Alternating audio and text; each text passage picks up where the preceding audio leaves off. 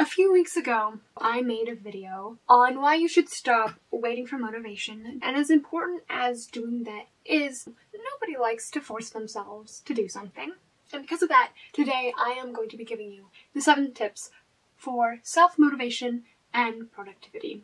Tip number 1, set goals. Without them, you just feel really directionless, and it's very easy to lose sight of what you want to do and just lose interest in general, because you didn't have any specific point you were aiming for to begin with. Now, you don't want any old goal here. Like, it can't be as vague as just draw more, because that could mean anything from I drew a minute more than usual this year, or it could mean you're drawing every day for an hour. So you could draw more, but you wouldn't really feel like you would accomplish anything because you hadn't defined what more meant. So, what are some examples of good goals? Maybe you want to be able to draw a convincing, meaning mostly realistic, piece from your mind. That's a little more specific. Or maybe it's an amount of art. Maybe it's that you're going to make 1 new drawing a week. Maybe it is, I want to feel comfortable when I'm using watercolors. I want to have this feeling that I know what I'm doing. That's measurable, right? And if it's a really big goal, let's say you're terrible at drawing from your imagination, and every time you try, not only does it kind of not turn out the way you pictured in your head, it looks absolutely terrible. Let's say you're at that level of skill. Wanting to make a realistic piece from your imagination, that's a huge step. And in that case, I would suggest having a bunch of little in-between goals that help you get to reach that bigger goal and make you feel like you're actually making progress. So let's say one of your in-between goals is, I am going to draw 10 one-minute sketches of, let's say, kangaroos. I don't know. 10 one-minute sketches of kangaroos every day for a week, and at the end of the week I'm going to try to draw one from my imagination, and I'm going to keep on doing this until I think I have a fairly accurate kangaroo, and then from there I'm going to move on to the next small goal. And as you can see, it's very measurable, it's very tangible. So you need it to be measurable, you need to be able to reach it, and you need to know when you have reached it. Step number 2, give yourself reasons why you want to do this thing. It kind of goes along hand in hand with the goal thing. If you just give yourself an arbitrary goal, you're not going to have a lot of will to do it when it gets tough and you lose motivation. And then it's going to be a whole lot harder to convince yourself to go and do that. So why do you have this goal? Why do you want to draw from your imagination? Is it because you really want to take a picture from your head and put it on paper? Is it that you just want to have the freedom to draw whatever, whenever you feel like it?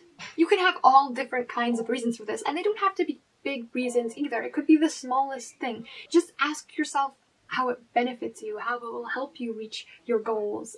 You can kind of bounce the two off of each other and use them, the reasons to motivate the goals and the goals to motivate the reasons, if that makes any sense at all. Number 3, make it easy for yourself. One of the biggest mistakes people make next to setting very vague goals is just make them super hard to do.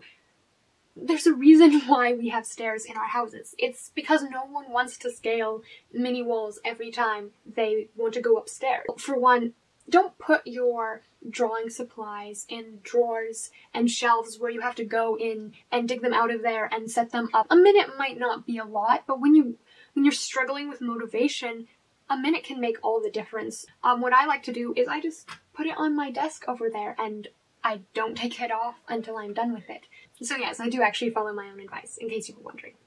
Another thing I mentioned in my last video, just take a timer and set it for 10 minutes, for 5 minutes, for 3 minutes, whatever it takes to just get you started. And then draw for those 3 minutes. And I find usually within the first 2 minutes, I get into it and I'm enjoying myself, and I don't care when that timer goes off. I'm just gonna keep on going and going. Or if after the 3 minutes you just don't feel like doing it, well, just go, hey, I did my 3 minutes. It's okay. And move on. Don't wait for motivation, but don't set up roadblocks in the way of getting motivation either. Number 4, set up rewards for yourself. The reason why we're so resistant to productivity sometimes is that it doesn't have such an immediate payoff as, say, binge watching our favorite shows on Netflix, or just watching a bunch of YouTube videos in a row. We have to work for it. And as you know, art isn't easy. No matter what type of art you're doing, it requires a lot more thought, a lot more effort. Our brains value the present so much more than the future. Even when working towards the future, we know it can lead to way greater of a payoff. Our brain's like, nah, we want the goods now. That's just how our brains work, unfortunately. But we can use this, guys. You just have to find a way to reward yourself right after you complete that task, like drawing for 10 minutes. It doesn't have to be something that's super big and grand. For me, it's as simple as just coloring in a little square, because my brain is a 4-year-old child and it likes bright colors. It feels a little more tangible, like you actually did something and you can see on the paper that you did that thing. Our brains are weird. What can I say? And you can do bigger things too, like eating a treat or watching YouTube videos for set time. The set time part is very important because otherwise you're just gonna get sucked into the void. I know from experience. I recommend having immediate rewards, things that you can have right after you finish that task, so your brain connects it to the task. But you can also set up bigger rewards to work up to if that's what you really need to push yourself to get the work done. For a while, if I did the 5 most important things on my to-do list for the day, I would let myself play an hour of a video game. I also had to set a timer for that and listen to the timer. That was a little hard. But if that's what you need, and if you have the self-control for that, go for it. Number 5, make yourself accountable. The first thing you probably thought when I mentioned accountability is telling someone else. It's not the only way, but it's what we generally think of. Tell someone else what your goals are and what steps you're taking to reach those goals, and ask them to keep you on track. For this, you definitely want to get someone who's not afraid to bug you and who cares enough about it to remember to do it. Another way to keep yourself accountable is to keep a log of how much time you spent doing art and reaching your goals. Or you could keep a simple habit tracker where you color in a square every time you reach that goal or work towards that goal or whatever else, like I was talking about earlier. You could even send this in to your accountability partner every week. For me, I work better if I tell myself to do something than if someone else tells me. But even though I can get things done without someone looking over my shoulder, me being the only one aware of what I'm supposed to be doing is not a great idea. So I have things like my blog and my YouTube channel. If you think about it, this tip is kind of like the opposite of last tip. Last tip was about setting up rewards for yourself if you accomplish. This is like setting up consequences for yourself if you don't. And of course, like the last one, pretty much all these things are small. Like, what's the worst that can happen? You don't color in a square? Your friend shakes their head at you? But they can be just what you need. And of course you can set up bigger consequences if you want to, but I suggest keeping the negative consequences to a minimum and focusing more on the positive. But you want to feel like you want to do it, not feel like you are being forced to do it. Too much of that can just make things stressful and take the enjoyment out of it. But everyone's different. Some people thrive off stress. Like, it's not a bad kind of stress to them. It's like this motivating, exciting stress. And those people, it's just the most mysterious thing to me. I just cannot understand it. I hate stress. The next 2 steps don't seem as directly related to motivating as the others do. And they're both in the negative. Don't do this. Stop doing that. But an interesting thing happens when you stop doing these things. You get, well, more motivated. I mean, what did you expect? That's the topic of the video. So of course, stopping these habits does this because they act as roadblocks, whether you realize it or not. First, or should I say sixth, stop making excuses for yourself. I don't know about you, but personally I love making excuses for myself. There's always this or that going on, and 1,000 other reasons for you not to accomplish your goals right now, or not feel motivated, or just to do something else. And it's fine to acknowledge the things that might or are getting in your way, but not as an excuse. You have to take that knowledge and work with it and around it, and not use it as a reason to justify yourself for procrastinating. This last step it kind of seems like the opposite of the one just before it. And that is, don't be too hard on yourself. Learn from your mistakes, but don't use them as a club to beat yourself up either. These two last steps aren't opposites though. They go together to make a balance. Be firm with yourself. Don't try to edge around your goals, make excuses, tell yourself you'll just do it later. But don't beat yourself up when you fail or you don't do as good as you wanted to. It just makes you feel terrible, and you've let your mistakes defeat you when you could use them to your advantage. Like, beating yourself up is not going to motivate you to try harder. To end this video off, I asked some other artists to join in on the conversation and tell us what they do to motivate themselves. The first is from Anna Pishko. I have no idea if I'm pronouncing it right, but that's what I'm going to call you, Anna, until you correct me.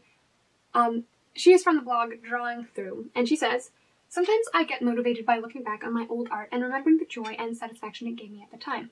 You could even look back at your old work to help you remember how you want to improve or how you have improved, and it can be really encouraging and motivating in that way.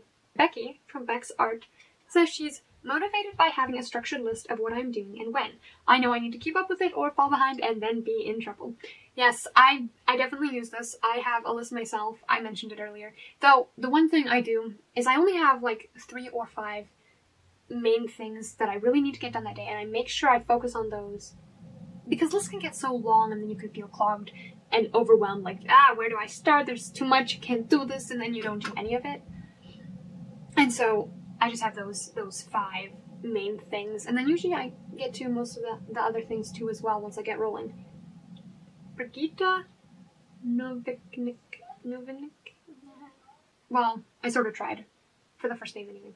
Anyway, she's working towards being a full-time artist, so that's her goal. And after a while, she says it basically just became habit for her to do art. And that's a very encouraging thing. You know, after a while of doing this as a regular thing, it's going to become kind of second nature.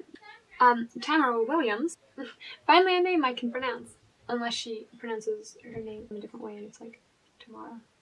That would be sad. Anyway, she says, "I like to listen to some loud, pumped up music and move around a bit. Not enough to call a workout, but enough to get your serotonin levels up. Then I can look at my easel and start." Now, here's a little bit of a different perspective. Raffaello Nardi. If I don't feel motivated, I just don't draw. It's not really the best, but if I'm really stressed out, drawing will only add other stress on top, and I'll just end up drawing something that I don't like, and that ends up frustrating me. If I want to draw, but I'm tired, I just do it. Put on a podcast, critical role for me, on my tablet, look up in my Pinterest wall for inspiration, then I start new pieces. There is no particular way I find inspiration. I just draw if I want to. I think this is a good perspective to end on.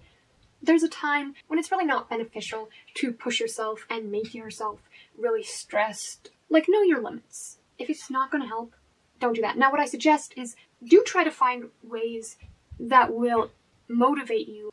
I think there's something out there for everybody. I'll probably be doing more of this kind of thing in the future, so if you're interested in sharing your opinion on something, just keep your eye open for it.